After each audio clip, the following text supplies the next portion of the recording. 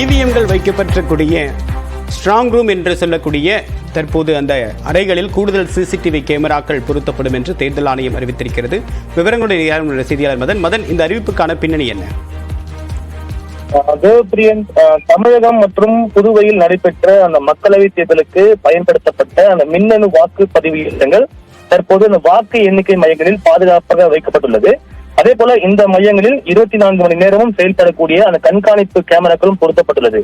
ஆனால் நீலகிரி, ஈரோடு, விழுப்புரம் உள்ளிட்ட அந்த தொகுதிகளில் பொருத்தப்பட்டிருந்த அந்த கண்காணிப்பு கேமராக்கள் சிறிது நேரம் செயலிழந்து விட்டது. எனவே தொடர்பாக உயர்நீதிமன்ற ஓய்வு பெற்ற நீதிபதி தலைமையில் ஒரு குழு அமைத்து விசாரிக்க வேண்டும், அதே போல ஒரு வெள்ளை அறிக்கை வெளியிட வேண்டும் என்ற கோரிக்கையுடன் தான் வழக்கறிஞர் ML ரவி சென்னை உயர்நீதிமன்றத்தில் ஒரு மனு தாக்கல் செய்திருந்தார். அந்த மனுவை பார்க்கும்போது இந்த மின்னணு வாக்குப்பதிவு இயந்திரம் குறித்து ஏற்கனவே அரசியல் கட்சியினர் உள்ளிட்ட பல்வேறு தரப்பினர் சந்தேகம் எழுப்பி வருகிறார்கள். இந்த நிலையில் மக்களிடையே ஒரு நம்பிக்கை ஏற்படுத்தும் வகையில் இதற்கு உரிய விசாரணை நடத்த அனுமதிக்க வேண்டும், உத்தரவிட வேண்டும் என்ற ஒரு கோரிக்கை வைக்கப்பட்டது.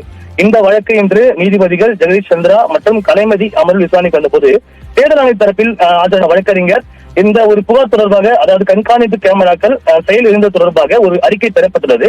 எனவே அங்கே கூடுதல் கேமராக்கள் நிறுவும்படியும் எந்த ஒரு பிரச்சனையும் ஏற்படாமல் பார்த்துக் கொள்ளும்படி அந்த மாவட்ட தேர்தல் அதிகாரிக்கு தற்போது அறிவுறுத்தப்பட்டுள்ளதாக ஒரு விளக்கம் அளிக்கப்பட்டது. அதே போல ஏற்கனவே தொடர்பாக அந்த மனுதாரர் கொடுத்த அந்த புகார் தொடர்பாக இன்று பதில் அளிக்கப்படும் என்றும் உறுதியளிக்கப்பட்டது.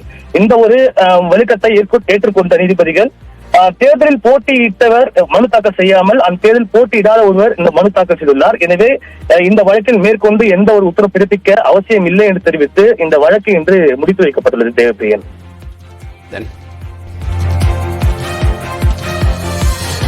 தகவலுக்கு நன்றி மதன்.